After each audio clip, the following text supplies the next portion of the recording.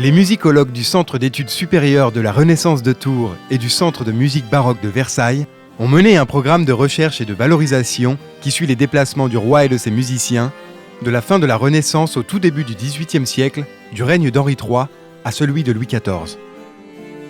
C'est une expérience assez originale.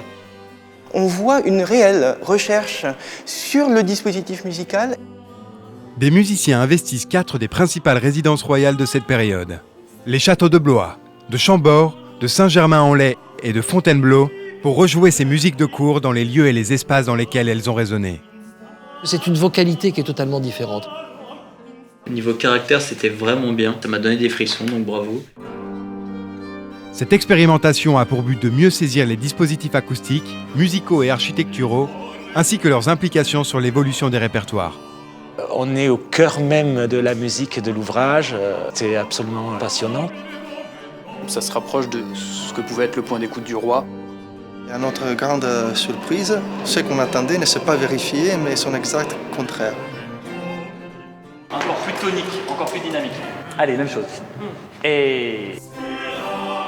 Ces enregistrements audio seront utilisés dans des applications numériques. Elles permettront aux futurs visiteurs de s'immerger dans ces sons spatialisés pour leur offrir l'expérience inédite d'écouter cette musique selon les conditions de l'époque, comme s'ils se trouvaient jadis, parmi les musiciens, à la présence de Sa Majesté.